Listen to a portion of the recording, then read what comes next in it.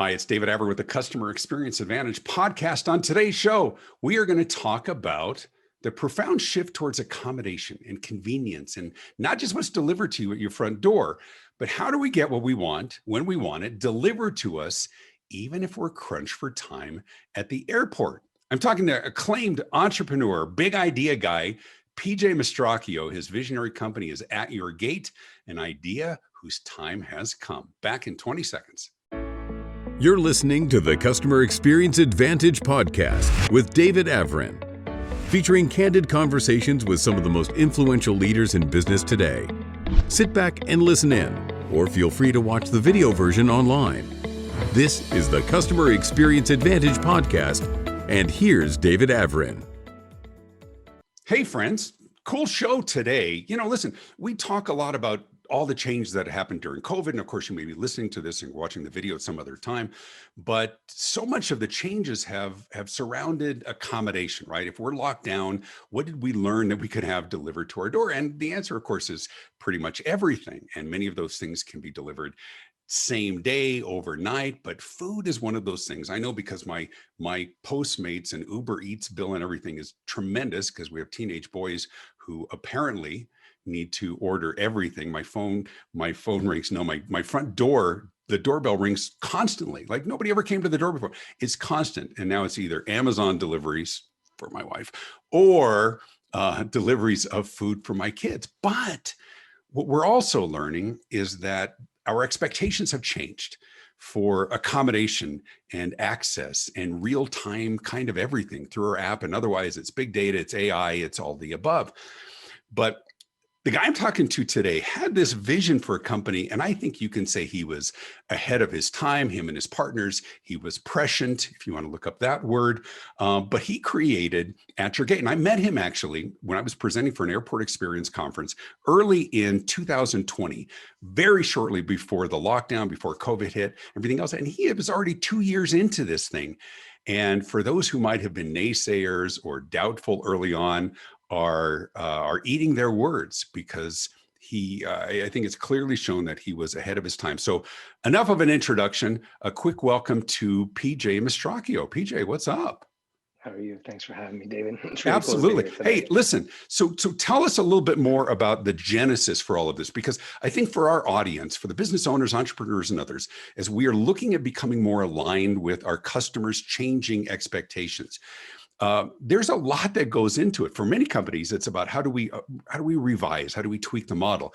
You started from scratch. Talk to me a little bit about the genesis of the idea and the arduous journey that you've had with your partners since then.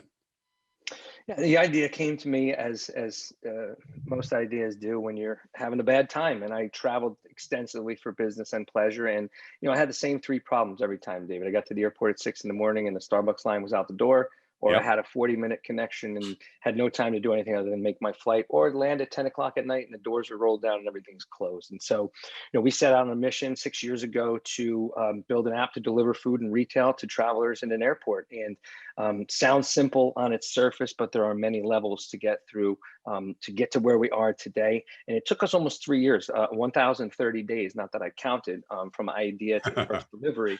So it's quite a journey, and it takes a great team to do that. And we spent a tremendous amount of time pre-launch, which I think a lot of companies don't do. They have a great idea, they rush to market, and they fail miserably. And so for us, we took our time to really learn how to do this, and it certainly paid off for us here and now more than ever.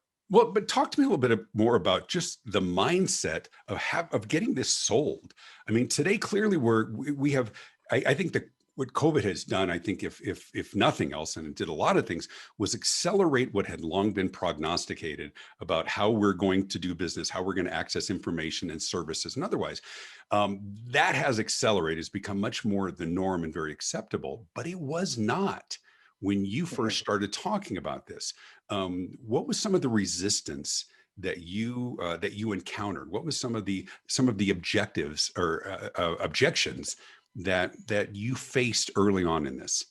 Sure. I mean, it starts with the ability to deliver, right? And so in an airport, you have many layers of businesses to get through, and then you have security issues. And so a lot of people were concerned that an airport was going to give some people the right to wear bright uniforms and run around and bring food in and out of security checkpoints and in and out of the ramp and secure areas. So, Right. the airport is an extremely secure place, as you know, as a traveler, and there are other secure areas that you don't get to see as a traveler. So it was really a challenge for us to get an airport to say, yes, you can have this app, and have your people run around. The second level of that challenge were the concession operators.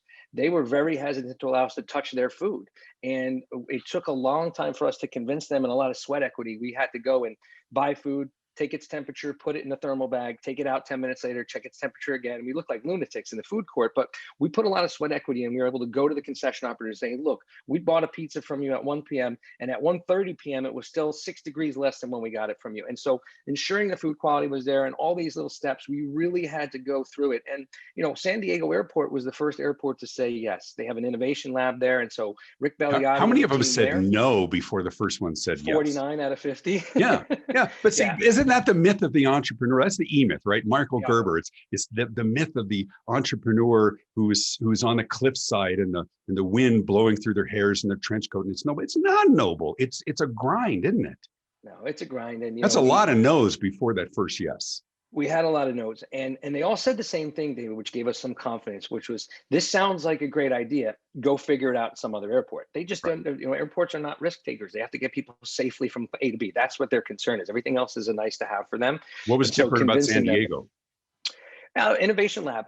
They had an innovation lab. They were looking to incubate companies that could make the travel experience better, safer, et cetera. And so we applied to that. And we had gone through Plug and Play in Silicon Valley, which is an accelerator that is extremely prestigious. So we had some knowledge of what an accelerator and an incubator could do for us. But San Diego had that vision that, hey, if they're going to fail, they're going to fail after trying for a year. They weren't going to let us fall on our face. And the other thing about San Diego is we know now with all of our airport partners, you need a partner that wants you to succeed in anything to get this done. And this is no Right. different. And so San Diego is willing to put the sweat equity into it, and that really put us on the map. And look, David, they had the biggest airport convention. AAAE was in San Diego 3 months after we launched. So all those airports that said no saw our people zipping around the airport, and then they all became fans, and the rest was kind of history. So San Diego was very, very fortuitous for us from a business development standpoint. When you think about sort of the early days, how did you recognize that there was a critical mass of pent up potential demand for a service like that? Listen, there's no shortage of entrepreneurs who come up with an idea. They think they've created the cure for cancer that tastes like chocolate, only to find out that they've created a solution looking for a problem. When you're first in a category, that takes a lot of fortitude to believe in your concept enough, not just to know that it will work from a logistical perspective, that it'll work from a profitability and a cash flow perspective, but how do you know that there's demand? I mean, you got to go all in on this one.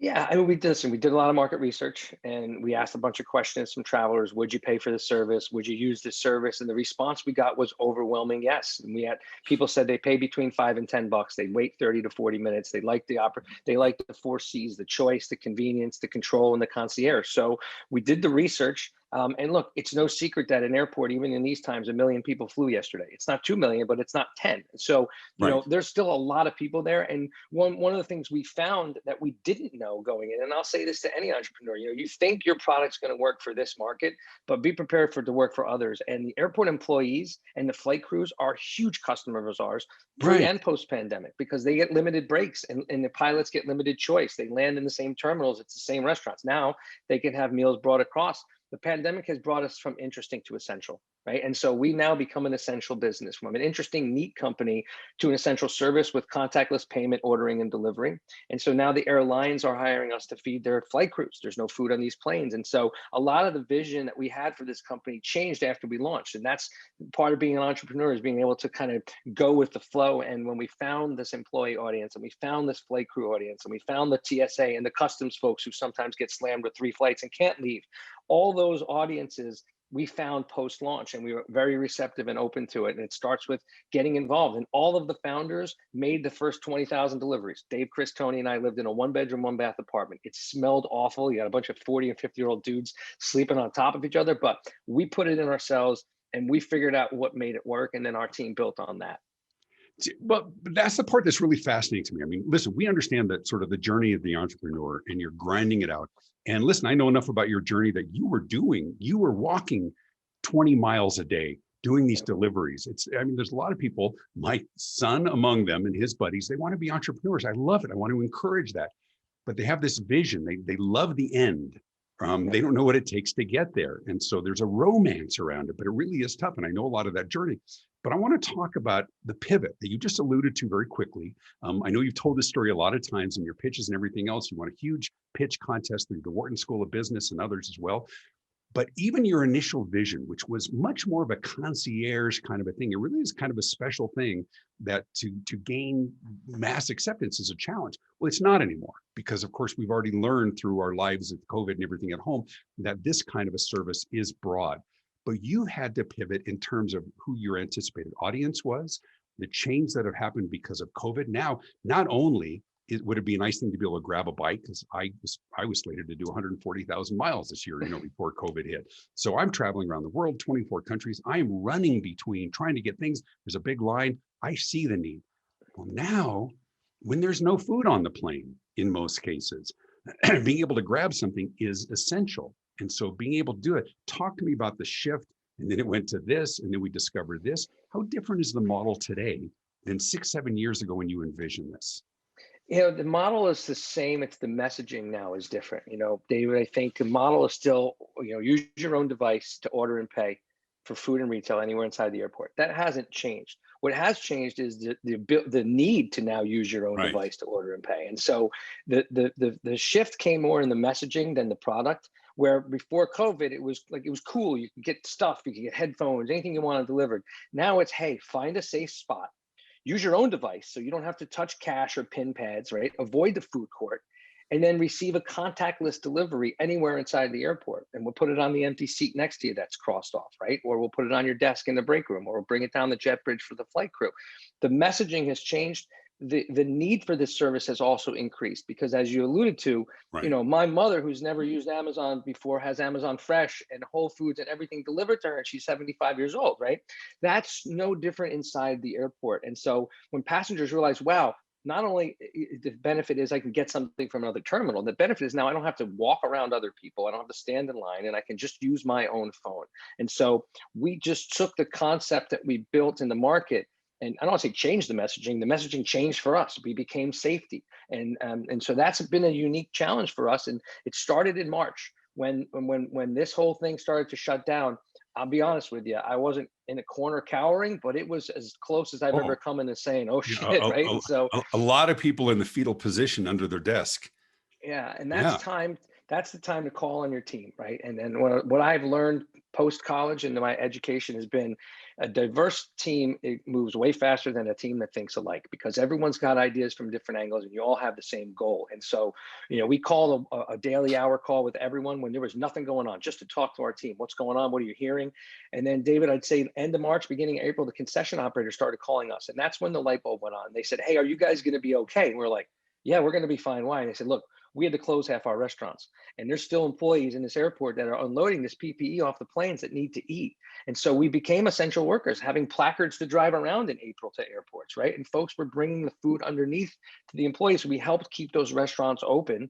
And then the airlines started calling us. And as a CEO and as a salesperson at heart, right, I was trying for years to get the airlines to call us. They started reaching out to us. Hey, United Airlines sends us an email on our website. Hey, can you call us? I'm like, are you kidding me? I've been trying to call you for 5 years. Right. But the airlines saw the need for their travelers, right, that don't have food. I just flew yesterday from JFK back to Miami, and they hand you a Ziploc. God bless them. They can give me anything, but it's got a bottle of water, some biscotti cookies, and a hand sanitizer. And that's the only time you see them, unless they're picking up trash from people wiping stuff down on the planes. And so not only do we as travelers suffer, the flight crews don't have meals. And so these airlines are now recognizing, hey, at your gate, can you bring duty meals to our flight crews, 6, 7, 8 at a time, 600-700 a week per airport, right? Then you dig down into the employees under the ramp, right, that don't want to leave the break room and wander around. They got their temperature taken. So we had to understand what the need was in the market. And our pivot was more on messaging than it was on product. Our product hasn't changed. We've added robotics and things like that, but our product is still app, order, deliver. It's Right. just kind of And we're going to talk about that. I want to talk about that robotics. So hang on the line. We're talking to PJ Mastracchio from At Your Gate. But when you talk about sort of the pivot of messaging, but it's more than just recognizing what's essential. I think on the front end, weren't you looking, the challenge was persuasion and acceptance. It's something that people hadn't seen before. And now it's more about just visibility and awareness, right? And promotion for people, I think, have but to understand that this exists and they're going to be all over it. Right. And as far as depending on when you're watching or listening to this, as travel begins to ramp up again in a big way, it's making sure that people know that this is available. Talk to me about the process of gaining acceptance, getting the app on people's phones. And the app is called At Your Gate with the at symbol. But do they order before? Do they order from the plane? How do we do it in a way that you create some, I mean, once they do it, then they do it, right? But you got to get that initial acceptance and the download of the app. Yeah, and that's always been our challenge, is that we have a very small window now, and we're obviously building on the marketing. But prior to all this, we have a really small window, David, to capture that traveler, because we capture them mostly when they're sitting at the gate, they're tucked in, and they see a sign, and that sign says Jersey Mike's, Shake Shack, order and have it delivered, right? And so prior to all this, our messaging has really kind of been guerrilla marketing in the airport. Our people walking around, talking and promoting at gates, signage in break rooms, signage in the airport. That is changing now, and there's a paradigm shift to partnerships, right? And so being able to access travelers through the airlines is huge for us. And so having SkyMiles members and Advantage members receive emails from American and Delta saying, hey, David, it looks like you're flying out of Boston today. Use code this to get $5 off your first delivery. That's how we bring this brand. We need to get travelers to know about this before they leave the airport. We recently launched a new version of our app that we took control in-house. Prior to COVID, we were licensing a third-party technology. We realized that we don't want to have our eggs in someone else's basket during a pandemic.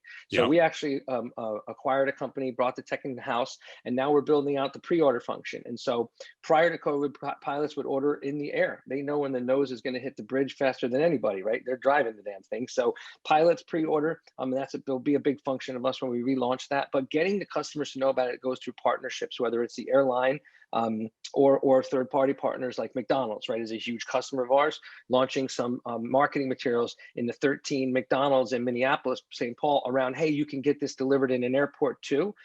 So partnerships are really a way for us to grow our business. Even external partners, rideshare companies, things like that, talking to them about how we connect that traveler once they get to the airport. And so, as a team, we are now in the midst of all these partnership discussions. Again, airlines are the most important, and getting an airline to put our name next to theirs gives it a credibility that we couldn't ask for from anything else, right? If Delta or United or American says use this service where they're partners, it's as good as you can ask for as an entrepreneur. So talk about your reach right now. How many airports are you in? What are the conversations, and how much easier is it to forge that initial relationship and conversation than it was 5 years ago? Well, it's much easier now. Because we've done it, and we're not just going, look, this is a bird, like it's an actual Right, it's bird. not theoretical at this point. Exactly. So we're in 12 airports today. We'll be in our 13th on Monday. Tampa opens up just in time for Super Bowl. So if you're listening to this before the Super Bowl, we'll be there. And then we're going to launch another 16 airports or 17 airports by June. Can't mention any by name just yet, but so you're going to more than double in the next 6 months.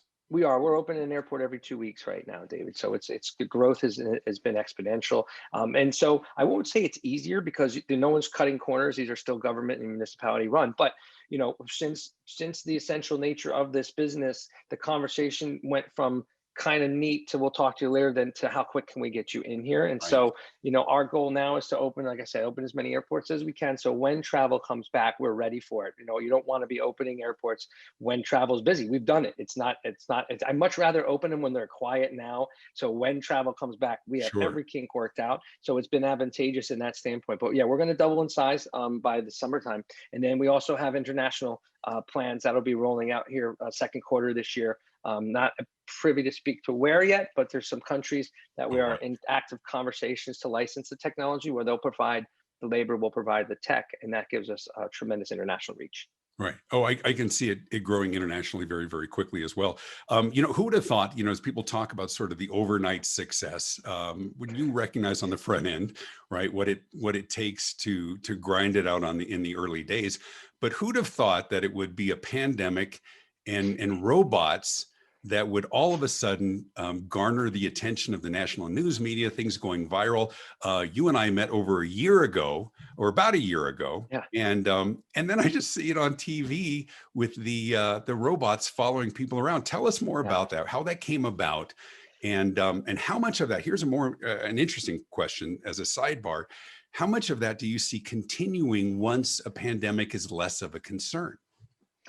So the robots came about. Piaggio Fast Forward is the parent company. They actually make the Vespa scooter over in Italy. So it's Piaggio Group. They actually reached out to me on LinkedIn. I get dozens and dozens of them. Most of them are lunatics, but every once in a while Right. you get something cool. And no, they reached out to me and said that they had selected us.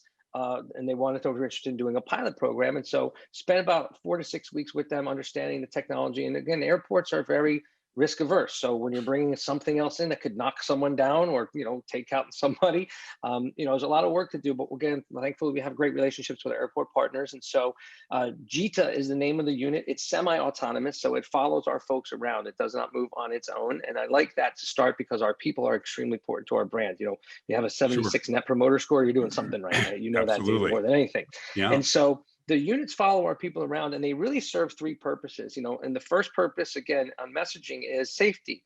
People can now receive a contactless delivery where they can literally open a robot, take their food out, and it wheels away with our people. And so there's some theater to that, but there's also some coolness to that where they like it. I just used the unit this week in JFK for the first time, and I can tell you that the PR aspect of this is off the Oh, charts. yeah. Everybody wants to know what it is, what's at your gate. Our logo's on the unit. It's 2x2x2, and it's wheeled. It follows our people by 3 feet behind. So from a PR standpoint, you can ask for it. It's a rolling billboard, and it has Bluetooth speakers. So Lisa was playing New York State of Mind by Billy Joel just walking around the airport yesterday, and so that's cool. And then the third component is efficiency. When we have major delayed flights called IROPS, and an airline asks us to bring 100 meals or 120 meals over to a gate that takes 3 or 4 people. Now it takes one person and 3 GT units. They can follow each other like ducklings. So we're going to start piloting this in Terminal 4 at JFK, and the other airports were in Minneapolis, San Diego, and then we got one going to Denver. But you think about the efficiency just from a labor standpoint. If you're paying employees $15 an hour and you need 4 of them, that costs you $60 an hour. Well, I got 1 and 3 robots. I'm still paying 15. So Right. it's And not once gonna again, the eliminate people. PR aspect of that too, right? That's the From an coolest thing. experiential. Yeah. But let me clarify, because you said this enough times that you say it very, very quickly for our listeners and our viewers as well. So is the delivery person, the staff member, what do you call them? The brand ambassador. Brand ambassadors wearing the blue polo and the logo and everything else. Are they wearing like a proximity sensor? And so this is literally following them like a duckling? How does that, and is the person Actually, clearing the space for them as they walk? How does it work? so it actually recognizes an image. So it takes a digital image of you. There's several cameras all around the unit to keep it away from things and people. Right. So it actually takes a physical image of you and then follows you around. And Or it so takes a it's physical image of your butt. yeah, pretty much, yeah. Yeah, And pretty so, much, yeah. well, you stand in front of it and press a button like R2D2. You kind of bend down, and then it recognizes you, and then you just turn around and walk with it. And so again, we're That still is working so out some of cool. the, yeah, we're still working out some of the use cases Sure. for it. But it's really, really cool. I took it on the people mover the other day, so it can go up and down on the ramps and stuff. But yeah, it's great. It's great for our business, and it's really cool. And the technology is evolving quickly. Was the genesis for this and the justification for it the whole contactless delivery, or did you recognize early on there was a great opportunity from a visibility and a PR standpoint as well? Well, I think we always knew the visibility and PR standpoint was there, but having an opportunity to get someone to say yes because of the contactless nature is important, as you know. And so, and airports are extremely interesting. There's a joke in our industry: once you've seen one airport, you've seen one airport, right? They're Yeah, all different, all different. but once one airport does something and doesn't like take out a whole family, they're usually willing to do it too. And so again, San Diego, I went to them first, and I said, Rick, I got something cool. What do you think? And they made sure that they saw it first, and we explained it to them, and now it's rolling all over San Diego. And so, having an airport say yes is tantamount to getting the other ones to say yes also. Sure. And again, they're all different, but that was you got to sell it, and we did. And that's really cool, and that they're partners with us and they like it. Yeah, I'll tell you, you need to have your ambassadors to walk around with a selfie stick, and just a little sign says, "Take a selfie with the robot," and you're going to get 100,000 people spreading it out on their social media as well. Anyway, We had a there's guy order yesterday twice because he didn't get a good video of the robot the first time. So he yeah, literally there ordered you go. food. We made the delivery, and he didn't know the robot was coming. Thought it was so cool that like 20 minutes later, the same guy ordered, and he just wanted to take a picture of the robot. So yeah, I think it's neat. It's really cool, and I got to run around with it, and How fun. I found pictures of me and videos of me on Instagram that were tagged in JFK of me running around with the robot. So it was Yeah. kind of cool. Well, and People but like it. that's the old hub and spoke model as well, right? Is you get other people, encourage people to do it. I was at a restaurant when things sort of opened up for a while before they shut down again, and they put selfie sticks, collapsed selfie sticks on every single table, and basically saying, if you're having fun, share it with everybody else, right? You and I grew up in a time when you go to the pizza place or the ice cream parlor, and there would be that cork bulletin board with all the Yep. with the Polaroids of Yep. your team or whatever else. Well, that bulletin board today is Instagram, Yep. right? And it's Yep. TikTok and all those things as well. And I could absolutely see people taking selfies, taking pictures of that and spreading it and becoming your brand ambassadors as part of that as well. I want to take it back for a second, because I think one of the things I found really interesting, of course, when you hear the idea and there's this growing and certainly expanded acceptance of this concierge kind of service that we've all come to expect in our private life, to be able to have that while traveling is phenomenal. I think it bodes very well for the brand, for the concept. But we always think about things from a consumer perspective. And once again, for our entrepreneur listeners and viewers as well, looking at an alternative audience, who else with money needs what we have? And looking at flight crew and airport staff and security and all of those as well. Was that an early thought, or was that a later epiphany for you? That was a find. I'll be honest with you. It wasn't anything we really understood. When we launched in San Diego, one of the requirements that San Diego Airport put on us was to launch in one terminal with employees only. Okay. And the thought was, if you miss an employee, you can find them, hand them a 20 and say, please don't trash us, try us again. We're just trying to learn. Right. And so when we launched with employees in San Diego, we learned very quickly from them that here's how you use this. You order 30 minutes before your break. We show up in the break room, you punch out, and you now have a full 30 minutes and a hot plate of Panda Express. So we did not see that audience at all, the employees. The flight crews we knew, because I've flown hundreds of thousands of miles like you. We know these Sure. folks are time crunched. But the employees, the baggage folks, the TSA, and when I say employees, everyone who's not a flight crew or a traveler to me is employee in the airport, but that's TSA, customs. There's a city underneath these airports, David, that most travelers don't see. And the airports have daycare centers and grocery stores under them. I mean, there's some big time stuff going on down there. And so there's a whole built-in audience that's there every day, 7 days a week, 24 hours a day in most airports. And so the employee base is massive for us, and they're coworkers with our people. They see them every day. Lisa and Mary Kate and Mike and all these folks that are in our airports every day see the same people. So we become Right. coworkers that bring them food. And so we did not. I wish I could tell you that we saw the employees coming, but again, a great company learns their audience, and they're great customers, and they use the app 5 times as much as a traveler.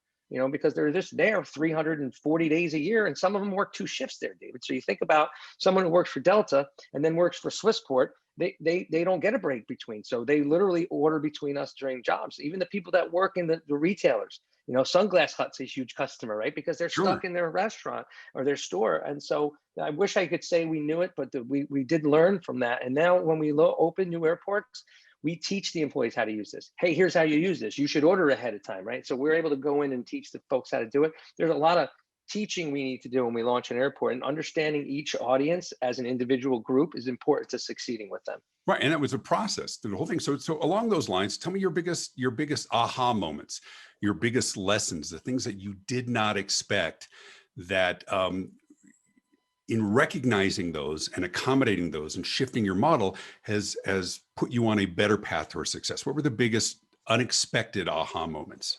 COVID. I mean, it's so obvious, but that was a moment where I knew that couple things I think we learned from it. Obviously, the essential nature put aside. The aha moment with COVID for me was we finally were at the table with the adults on the holiday. We weren't at the kids' table anymore. anymore. We were as a peer with the airlines, as a Good peer with the analogy. airports. Yeah. And we I don't want to say ever felt disrespected, but we felt we were really taken seriously when the phone Oh, how calls cute. come Oh, in, yeah. How right? Yeah, cute. What a right. cute Neat. idea. Yeah. Cool. Now it's like, oh my God, everything is delivery. Help us. And so that was, and it's so obvious the answer for me, but that's really was the big aha. Sure, going back, there were some ahas when Plug and Play didn't kick us out when we snuck into one of their events 5 years ago and said, stick around. That was a huge aha moment because those guys found Google and PayPal and Zeus and SoundHound. They're the best of the best. But the big moment for us was getting a seat at the table now and being when the concessions call, when the airline calls you and says, what restaurants are going to be open? Can you help us figure out, like, we kind of became the middleman where we were talking to the airlines, talking to the airports, talking to the concessions. We were the ones who knew everything.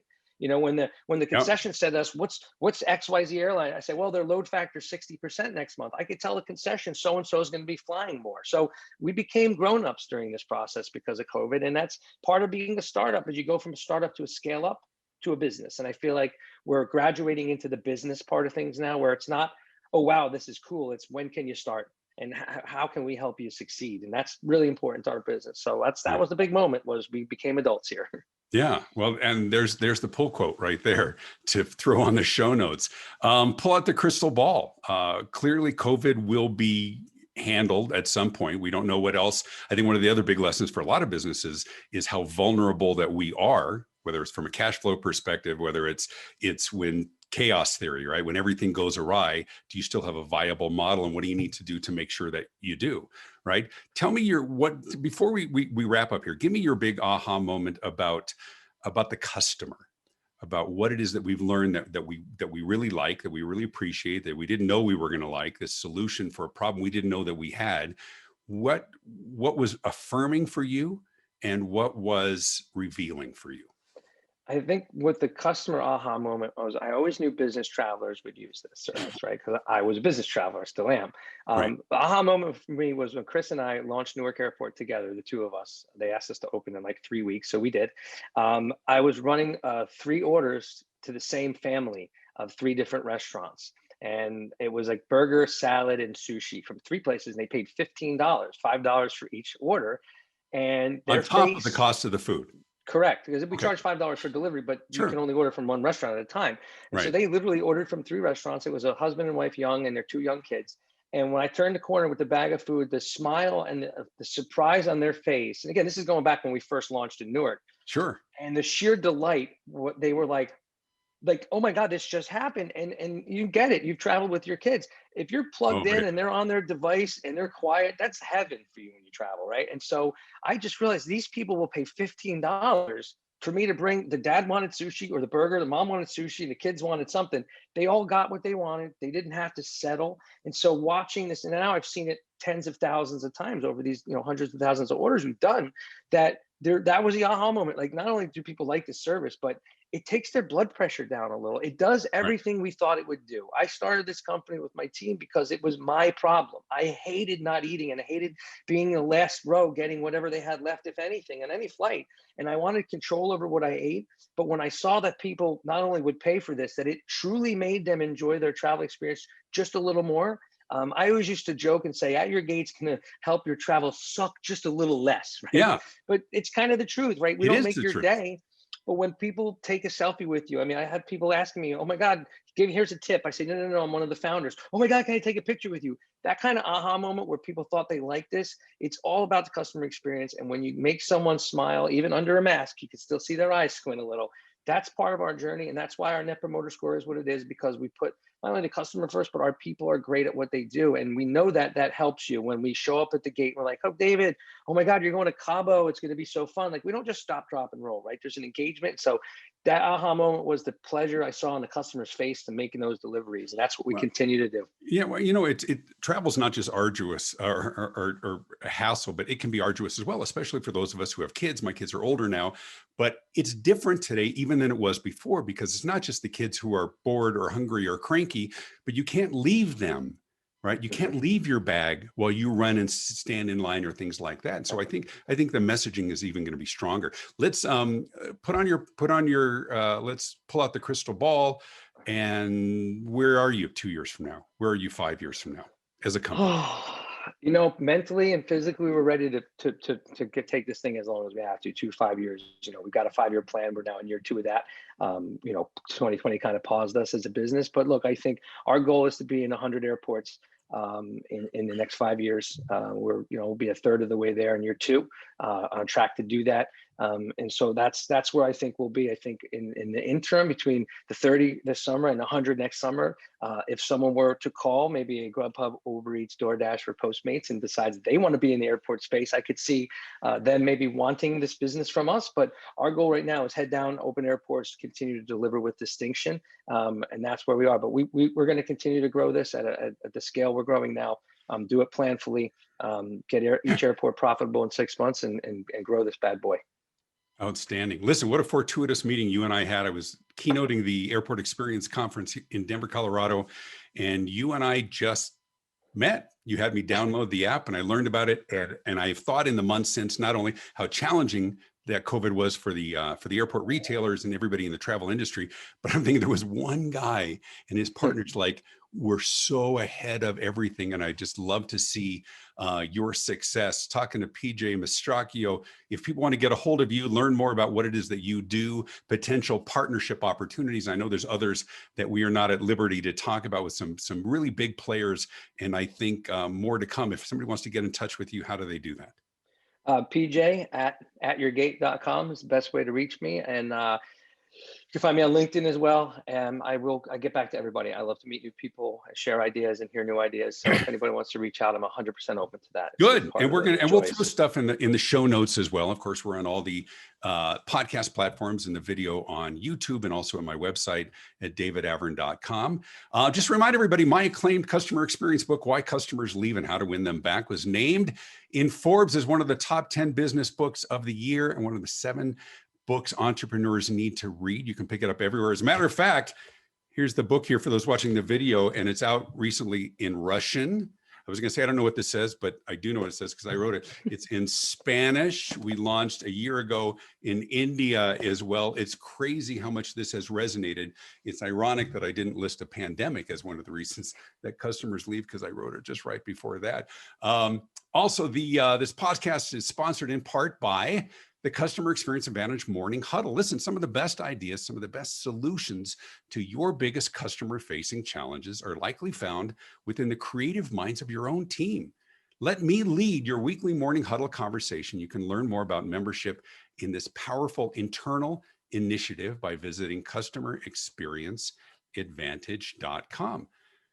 Be sure to click to like this podcast, subscribe. You can leave your comments below and click the little bell icon to receive notifications of new episodes.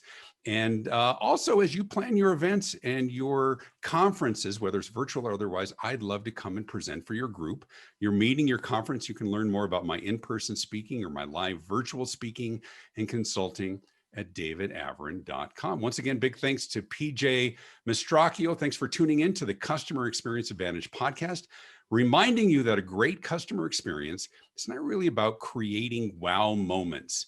Business success today is about being an easy choice, a better choice, and being remarkably easy to do business with. I'm David Avrin. Be good. This has been the Customer Experience Advantage podcast with David Avrin. Feel free to leave a comment and be sure to hit the thumbs up button. You can listen to past episodes and be notified of future ones by subscribing on your favorite podcast platform. David's popular marketing and customer experience books are available in print, as well as Kindle and audiobook, and published in multiple languages around the world. You can stay connected and learn more at davidavrin.com. Thanks for tuning in.